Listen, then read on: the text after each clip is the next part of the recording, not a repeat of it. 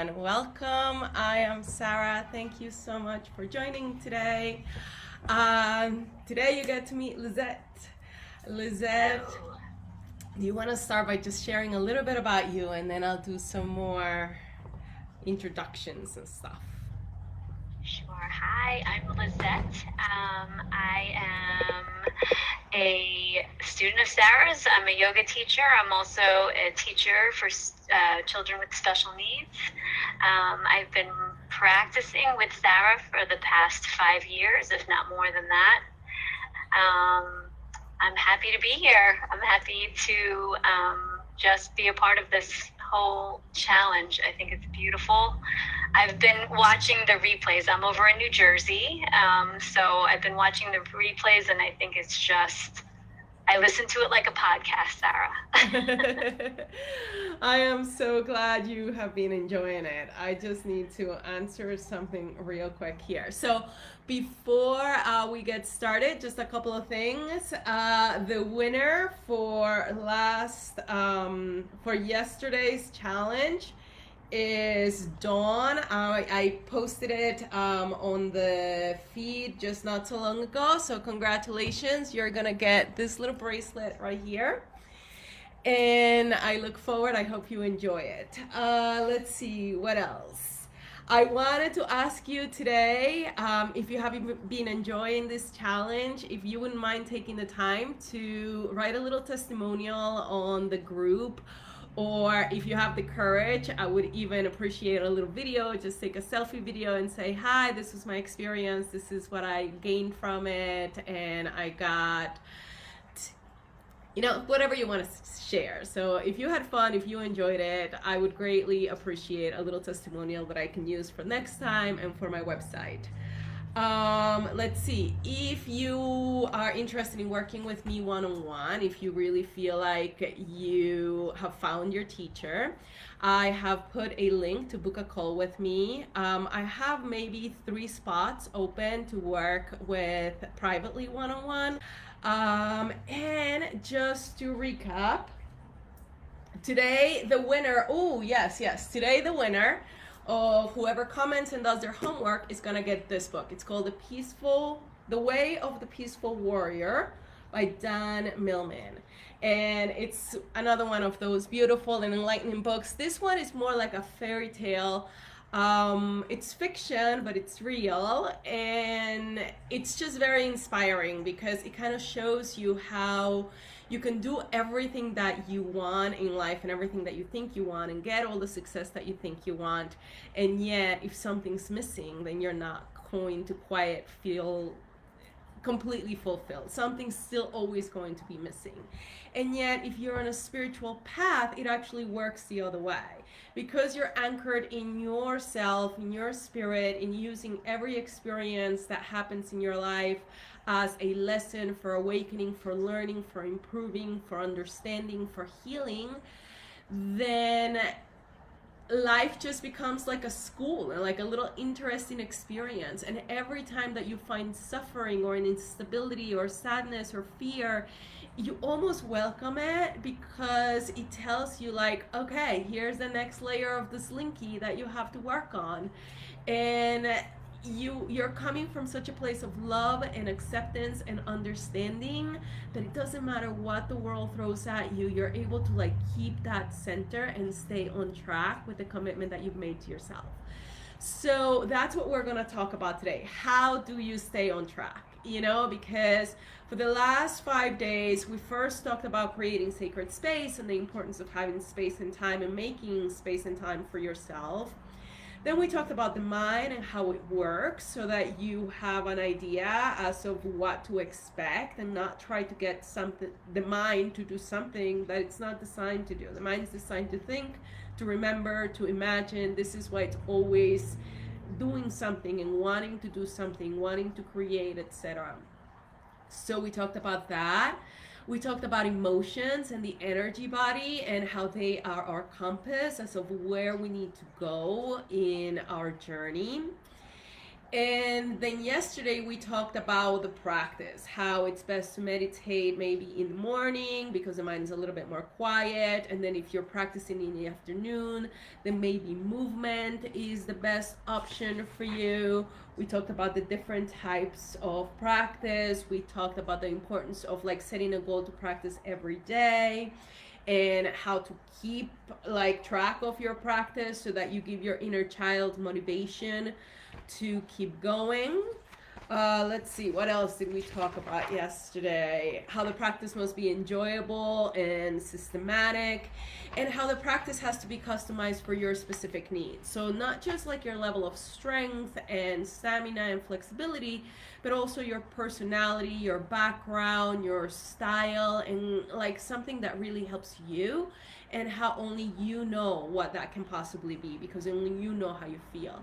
And then we talked about the importance of a teacher that you feel comfortable with and that can guide you from a neutral place without being your friend, without having an agenda, without judging, but really just like professionally guiding you to the next level in your spiritual practice. And that's where I think that people really, and what makes me different than other teachers, you know, the fact that because I have had a teacher who's been with me and guiding me for over 12 years, I have it to give. And so when I take my students, I really like have this heart, sincere like desire to help them. It's a heartfelt like relationship because I know what it takes. It's a nurturing, unconditionally loving and compassionate relationship. And so it's important to have that. And I think that a lot of the times what happens in the spiritual practice, especially nowadays in the world, is people go from teacher to teacher, from practice to practice. They try this method, this studio, that studio, this video, that way, this way. And it's like trying to go up the mountain, and then every time that things get a little bit uncomfortable, you take and you go try another path, and you go this far up, and then you try another path. And it's that like inconsistency that actually makes it that much more difficult. And this is why like the minimum requirement and the minimum that I ask students to commit to is 90 days, because that's the minimum that we need to actually get you to see progress. And anybody who tells you otherwise, they're trying to give you the easy, lazy way out, and it might sound easy, but it's not going to get you to where you need to go. So in 5 days, as you have seen, I've given you like so much. Like I really hope, who feels like I have over delivered? Who feels like you got more than you could have possibly expected from joining this challenge? Put a little happy face on the comments if you can, because I really do. I strive to give you above and beyond what you can expect. And you know, sometimes that may be a little bit overwhelming, and like my students can tell you, like, oh my god, it's like so intense sometimes, and I can be intense. But if I don't hold that space for you, if I come down to meet you where you are, I'm not helping. I'm not this growing is always a little bit uncomfortable. It's always a little bit scary. If you're feeling like, oh my God, I want to do this and I'm so afraid, like what's going to happen? Good. That means that you are getting to that next layer, and that your system is asking and pushing you forward and asking you to take the next step into the unknown. And it's only afraid because it doesn't know.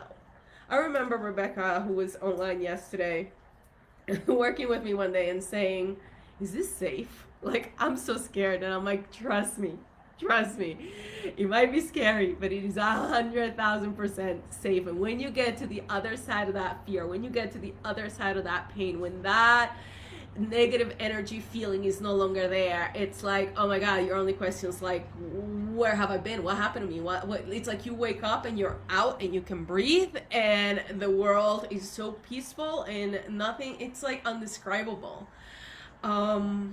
So that's kind of my recap. I'm gonna let you, Lizette, say anything that you want in regards to all of that while I gather my thoughts to start the lecture for today.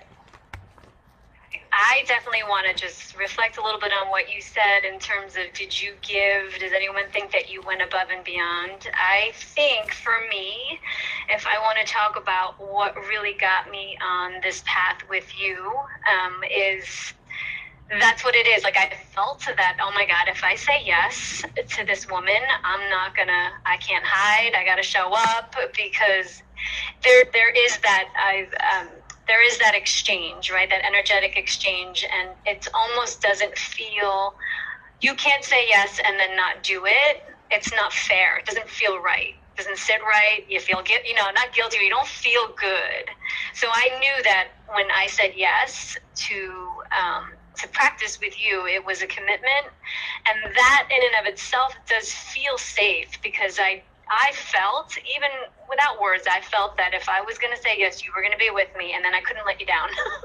Like, I number one, I was scared. Number two, I was scared of you. No, but you make that commitment. You can't, because you could then, you're going to have you there being like, you're supposed to be here, and where were you? And, but that's and like what you said, 3 months, the times I've also realized many times in my life that it takes time. 3 months, I say yes, for sure. That's a good amount of time to create a practice where you all of a sudden, instead of telling yourself or putting on the calendar, I got to do this, it becomes something that you start to look for. Like, something deep inside starts to look for it.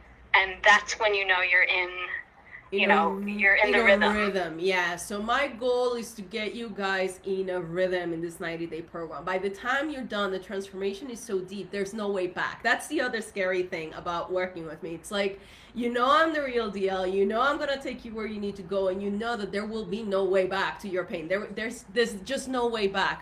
It's impossible. Once the process of awakening has begun, you cannot go back to sleep.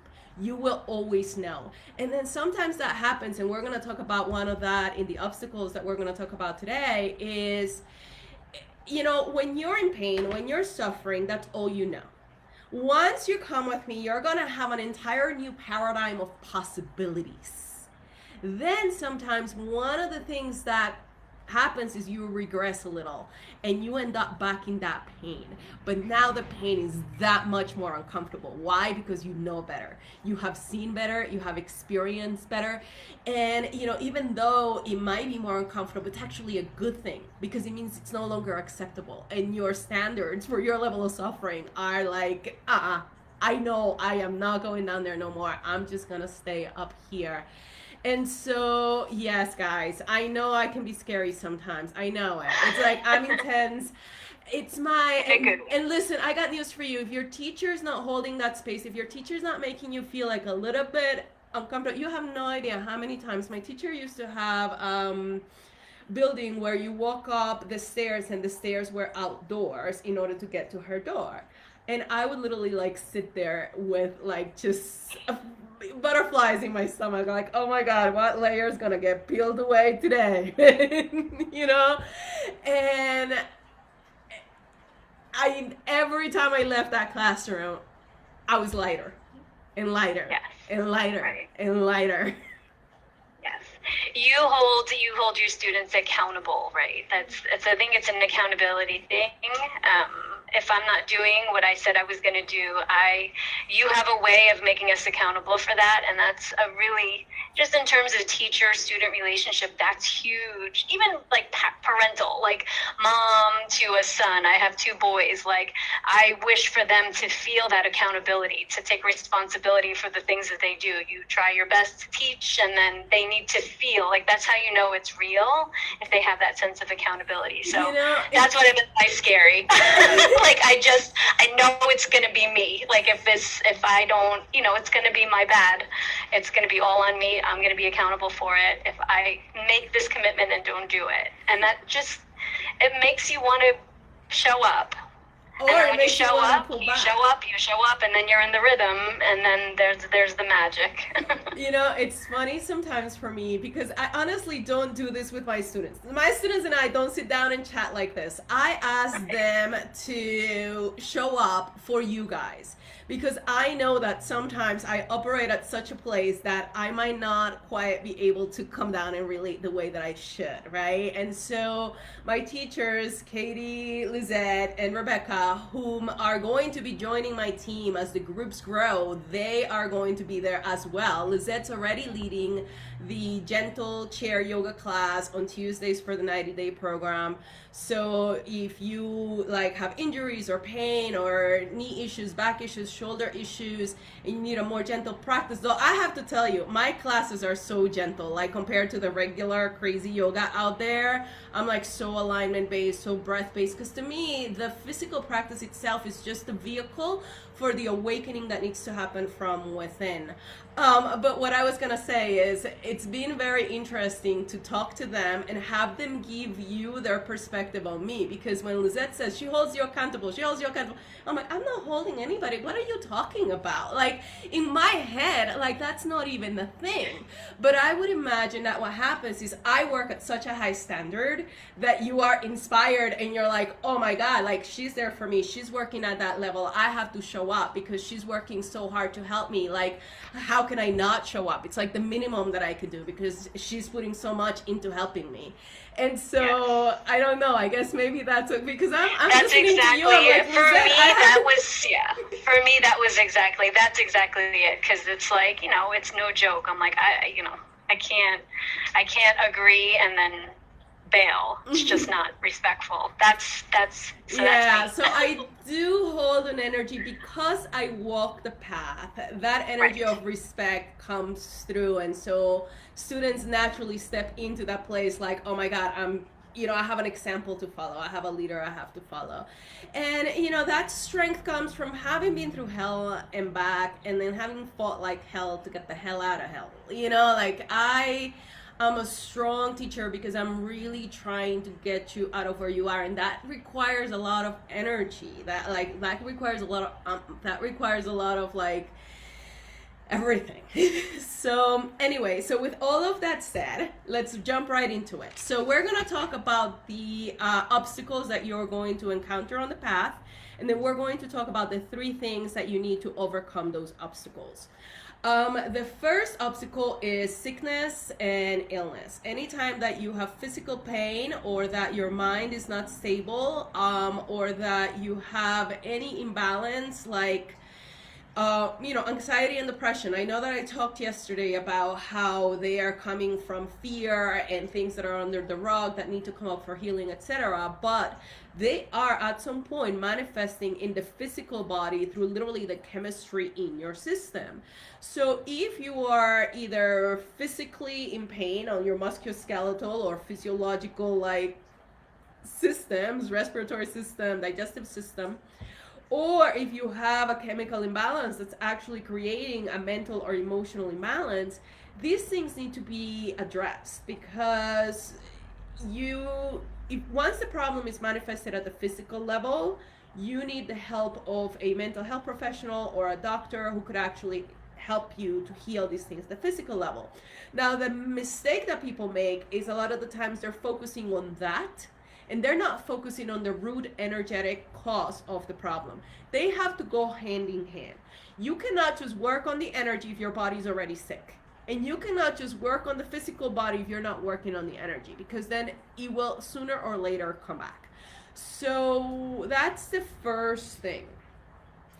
The next obstacle is just I don't care, indifference. It's like, it's just so hard, I'm not even gonna bother. And just the lack of persistency, the lack of applying yourself to your goal, the lack of desire. You have to want this bad enough. You have to be able to make time in your schedule for this. You have to be able to make it a priority in your life. Lizette, any comments on that? No comments on that, except that second obstacle that you just mentioned. Again, that is you need to have something to hold yourself to, because that is very easy to just get lazy, or to just, we have so many distractions in our world, and it's almost easier sometimes when, you know, you can turn on a show, you can binge watch something, you can have a few drinks. You know, there's so many things that you can do to distract yourself that you need something to be held to first. Yeah, so that's the other thing, you know, it's like we want it. We all want it. I mean, I put out a thing for a spiritual practice group, and there's 600 people who want it. And out of those, 250 something people sign up for the challenge. And out of those, 30 of something of you are participating, right? So it's like, how many people want it? But how many people actually showed up this week? And then how many people are actually going to show up for themselves in the next 90 days and keep going? Because one of the things that we tend to do is we procrastinate as well. That's another obstacle that comes up. It's like, well, when this happens and when that happens and then next week and then next month and then next year, when my kids are grown and when I get a better job. It's like, no, it doesn't work that way. It has to be done here and now, because remember, here's this Linky. And here you are, right here, right now, today. And the choice that you make today will take you this way or will take you that way. It's not personal, it's mathematic, it's karma. Karma meaning action, choice, decision, result of that action. You take this action, you go this way. You take this action, you go that way. It's not... And so, and if you don't take action, you just keep going in the same way that you've always gone, right? So you have to care enough to love yourself enough to make this happen for yourself, and it needs to happen each and every day. Okay, let's see the comments real quick. Lizette, you can add anything to this while I catch up. Guys, go ahead and put happy faces and stuff. If this is resonating with you, tell us your thoughts.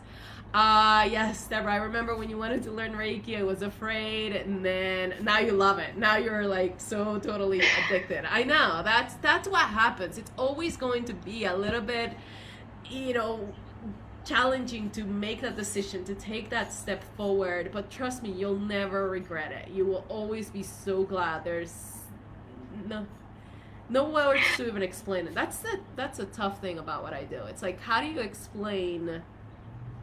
Can't. I agree. That is the tough thing. Even talking about it now, it's like you can't put words. You can try, and the words are really nice, you know,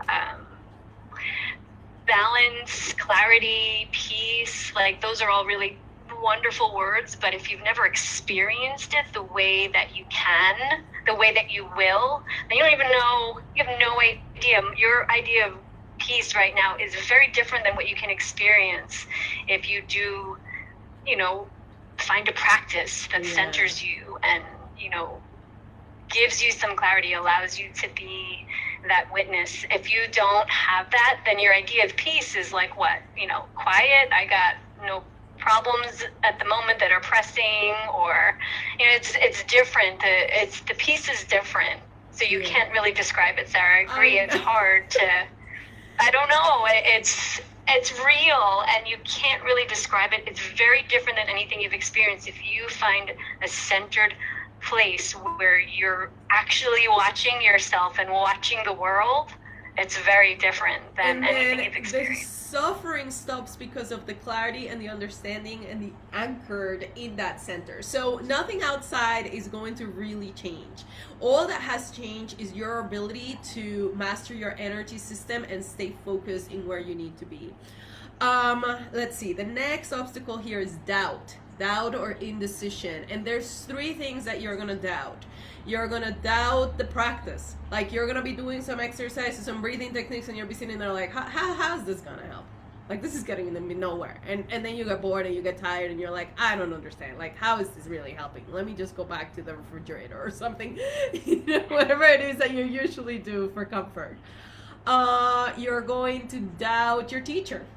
Who, what, way, I don't know. Can I? Does she really know? Like, maybe I should find another teacher. Maybe I should find another practice. Maybe I should find another method. And that's kind of like that up and down the mountain that I was talking about before. And then the third thing that you're going to doubt is you're going to doubt yourself. You have no idea how many times to this day I go through phases where like, oh my god, like, can I really do this? You know, can I? Because it's a never ending slinky. This slinky is lucky. It's this small. Our human system has no beginning and no end. It's infinite.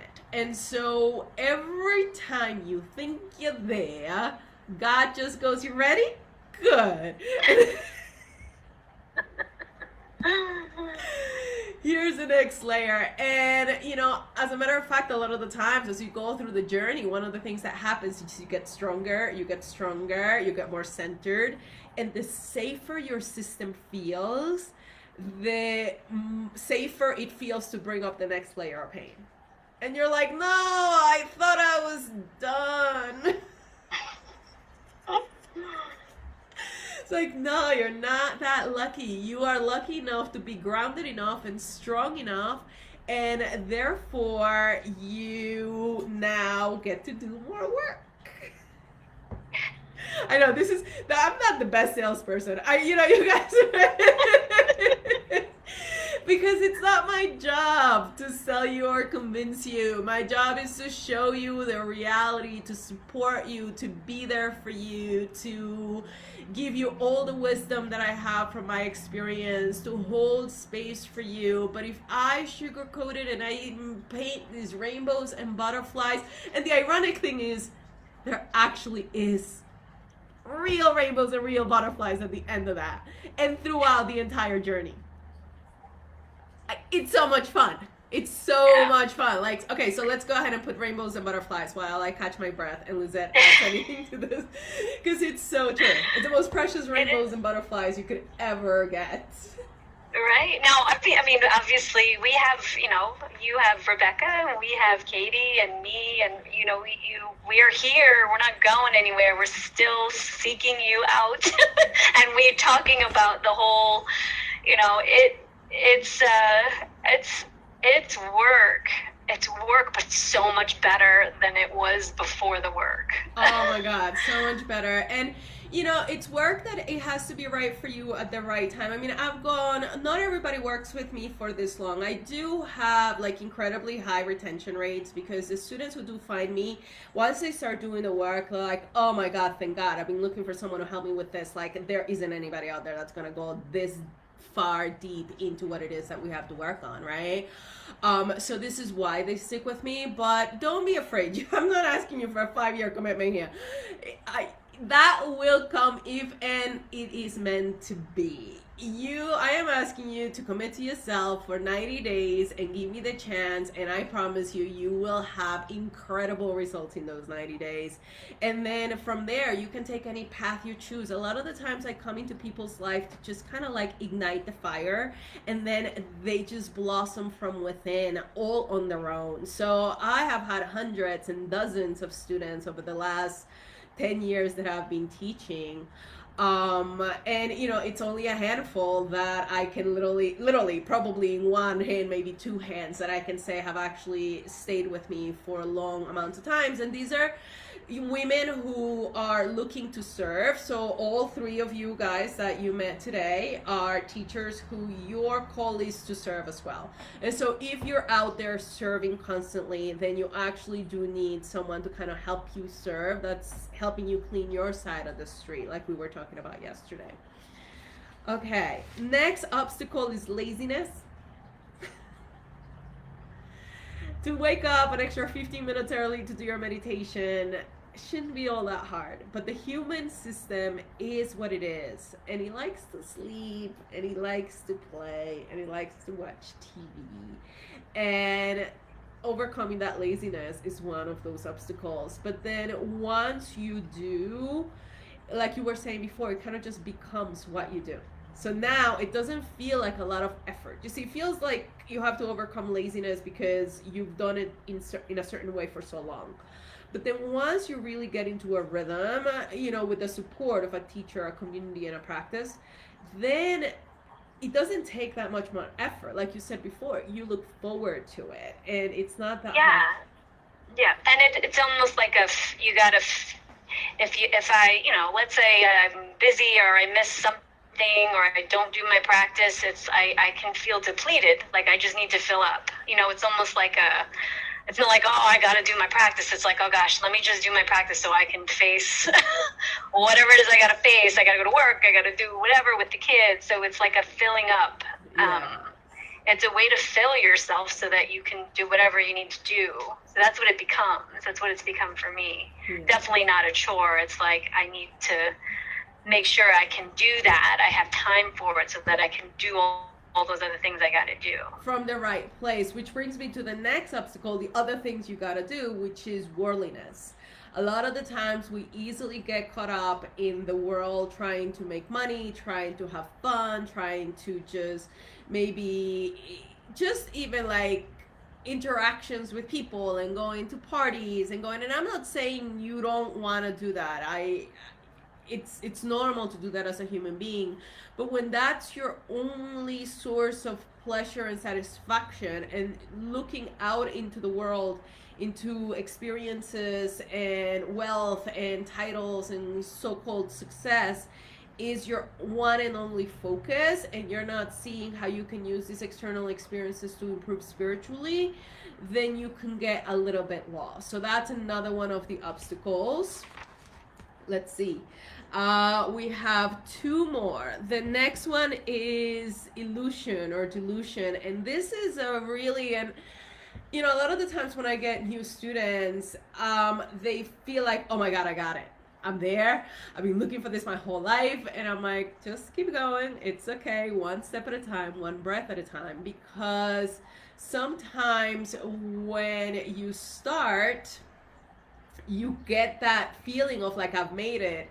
And that if you think you've made it, then there's no more desire to keep going and do more. And so a false sense of accomplishment, delusion, thinking you're there. I'm not there. I know I'm not there. And I have to constantly look and sweep and dust and keep looking at my system and saying, okay, what else is there, because there has to be something. I'm 40 years old. I have a long way to go on earth. I'm not here to waste my time, and if I'm not looking, if I think I'm already there, I've already made it, I've been practicing for 20 years and I know everything there is to know, I stop growing. Any comments on that?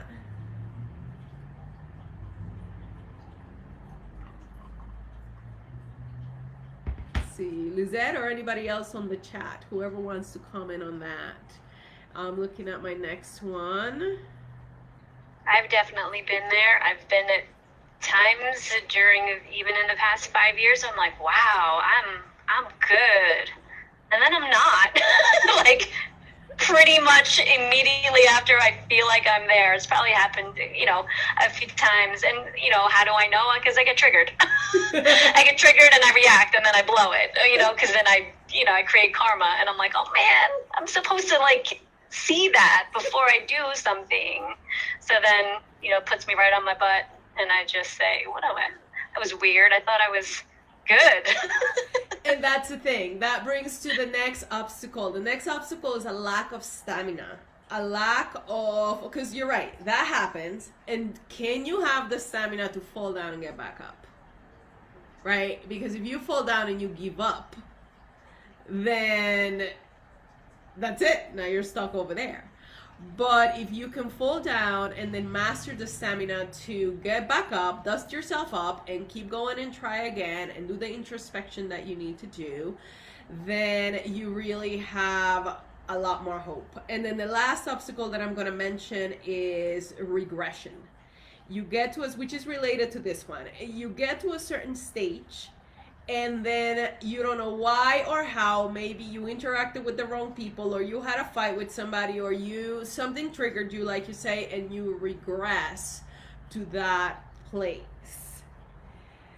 Candice, I'm only in it for 1 year and I'm still like a newborn. Yes, I know. Yeah. Sometimes I wonder, I'm like, I brought my students over here and they're all telling everybody how long this journey is and how hard it's gonna be. And I'm like, man, was it a good idea? Maybe I should have just painted butterflies, but that's not me. And as you can tell, that's not my students either. Like, they're gonna tell you the truth. They're gonna call it like it is because I've trained them to do so, and that's what brings you the freedom. You know, like the last thing that I need is to come over here online and like paint, and then I have to live with that. And I'm like, no, it's wonderful, but it's gonna require that you do the work that you need to do. Everything is about karma, action, reaction. You are responsible for your energy system. You created what you have now. Only you can fix it. Nobody can fix it for you. All I can do is teach and lead by example and hold sacred space. And then you have to actually be ready, willing, and able to step forward for yourself, love yourself, do the work, practice, etc., etc. And I like to just be real, because the last thing I need is I need to take somebody's money and then they don't do the work, and now that's my karma. Like, I don't need that either, you know, to have like that on my conscience. So failure to maintain what you have and then regress is the other obstacle. Let's see. And now the 3 things that you need to actually overcome these obstacles. So the first one is compassion and understanding and like patience. Unconditional love and compassion includes patience, right? Because if it's unconditional, it's unconditional. Any thoughts on that, Lizette? Any thoughts in your experience on how that tapping into that compassion and that love has like helped you overcome some of these obstacles? What's that experience on a daily basis? So once there is, for myself, once there was an I call it space. That makes sense to me when I say that the practice has brought space between me, like my centered self, that place where I feel like light, and I've let go of the things that are in my life for that time that I'm practicing, right? So the space between that me and like stuff. And the stuff that's going to be there when I'm done, it's just like, you know, I got a job, kids, the house, bills to pay, and debt and the problems and the things that it's there. But then when I commit to whatever 30 minutes, an hour of space between myself and that stuff, that practice brings me to that compassionate place, because I spend that time looking at myself like, look at the stuff that this is the stuff that you got to do when we're done, and you got to do it from a place of clarity, right? So I get to practice looking at myself compassionately and unconditionally, like, don't worry, Lizette, you're going to be able to manage that and handle that once you pull a sacred space and go enter into the world. So that compassion and unconditional love comes to me with that space, that being watchful of myself and the world. The practice brings me to that place where I can do that. And then to me, I can be compassionate to myself. There needs to be that distance, that space between me and everything else. Does that make sense? Yes, and even you and the obstacles that you encounter. So, okay, if you are regressing, have compassion for yourself. If you are doubting, have compassion for yourself. If you are being a little bit lazy and maybe you're a little bit tired, have compassion for yourself. If you can't sustain the stage that you had achieved, have compassion for yourself. Like, right, but I guess for me, I needed there to be that, you need that moment to look at yourself. So there's almost 2 things. There's you, and then there's the you that's like, that you're feeling loving towards. Yes. Right? Yes. So there's that. Like, you need to have the ability to say, it's okay, Lizette, or it's okay, it's fine. You're just not there yet. You feel this way. Take a deep breath. What is it that you need to learn? But if you don't have the ability to see that, like it's almost like 2 yous, then the compassion is just be compassionate. Have compassion. Like, that word to me, I've known that word for a long time. It didn't make sense to me until I was like, oh my gosh, right. So what? So what that this is going on? So what that I'm angry, upset, and sad? So what? What is it that I need to learn from it? That's the key to it all. When you can Right. look at yourself and you can see yourself suffering and you can step back from your suffering, and instead of being in their suffering, you step back and you say, what can I learn? And to hear that from one of my students, I'm like, I've done my job. Can you please go teach Yeah. now? Can you please help me go teach over here? Because Yes, I've learned that from you. Yes. Yes, So it's just like- so you know, if you didn't know, now you know. I learned that from you. That's Yeah. what compassion means to me, and I learned that through this. So you're still gonna have pain. You're still gonna get a flat tire. Yes. You're still going to bump your knee and it's gonna hurt. You're still gonna have injuries. You're still gonna have whatever it is that's happening, but you're not going to suffer. So you're gonna be in pain, but you're not gonna be suffering. And that's it, guys. When you wake up one day and you kind of say, I don't ever have to suffer again, like, you've honestly made it. And you will still have days where you break down and you cry and you just like break down, and you need to allow yourself to do that, because all that means is that the next layer of pain is coming up to the surface for healing, and it's like, hallelujah, let it come out so I ain't gotta carry it no more. And how do I move forward from there? Okay, let's see. The next one is gratitude. You need to be focused on what you already have. So the first glimpse of awakening happens by divine grace. All I do as a teacher is nurture that and give you the tools to sustain it, and a systematic and enjoyable practice for keep you anchored in your commitment, lead by example. But the truth of the matter is, the initial spark that even got you to find me here somehow came from up above. And so whenever you encounter obstacles and you doubt and you regress and you fall down and you like struggle, you have to come back to a place of gratitude for not just the blessings that are already flowing into your life, but for the consciousness itself.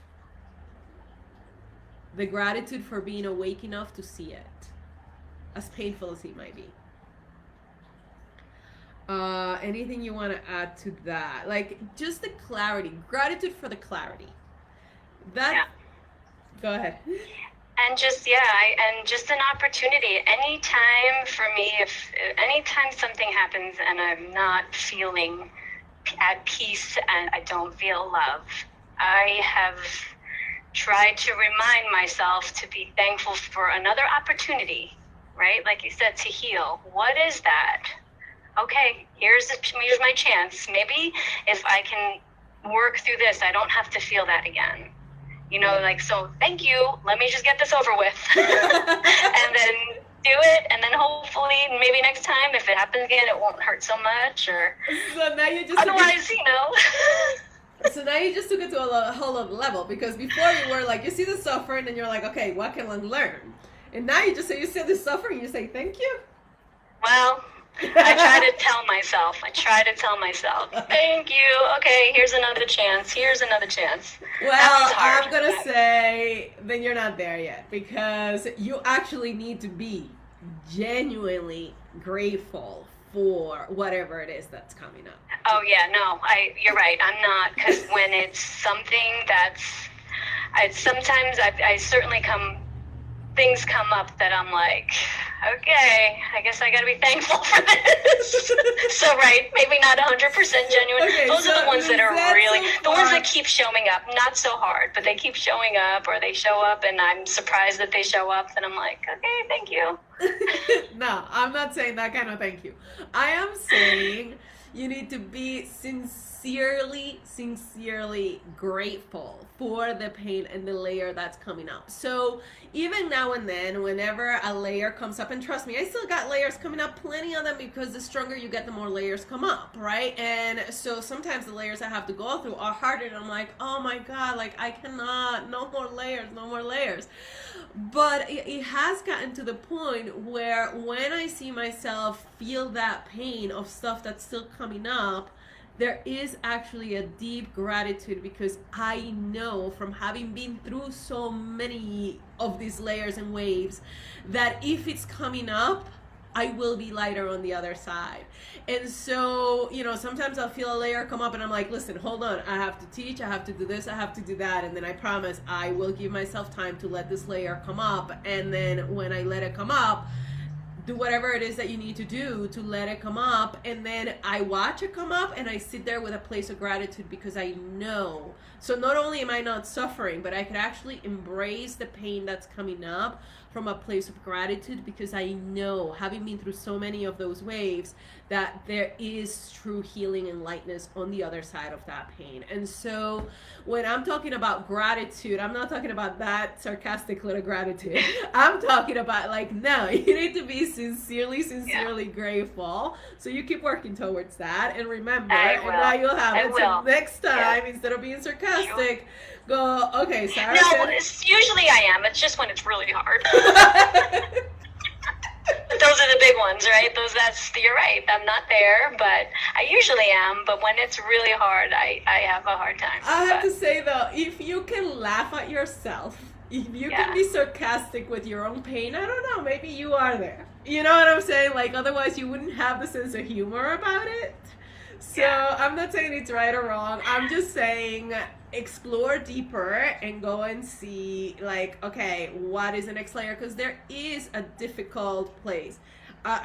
These are difficult things to get through. And so there is beauty in them, even if you can't see it at the time. And you know what? Here's the lesson behind that. Look at how many times you've gone through pain already in your life, and how much stronger that has made you, and the lessons that you have learned. And oftentimes with time, you will find that deep gratitude for whatever lesson it is that you went through. Okay? Yeah. So real sincere gratitude for being awake and for whatever is coming up for healing. So the first thing is compassion for an unconditional love and acceptance for what's coming up. The second thing that you need is deep gratitude for what's coming up. And the third one is self-examination and responsibility. You have to know that you're the master of your slinky, and that nothing or nobody can do your part, ever. My teacher cannot do my part for me any more than I can do my part for you, your part for you. Let me read some comments, see if there's anything else that you want to add to this.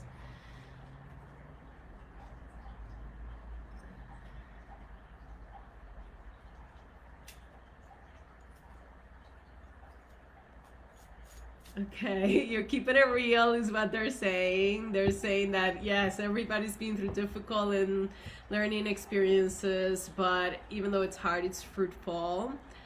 Good, Gaylor. I'm glad that you found it motivational and inspiring. Those are good words. That's kind of what I do. I keep you motivated, I keep you inspired, I keep giving you clarity. And that's my job. And everything else is your part for you to do. So compassion, gratitude, responsibility. The 5 days went so fast, I know. And this is why I'm like, okay, 90-day minimum, like, let's go. And for those of you who were asking questions about the details of how the program works, we have live classes that we do through Zoom.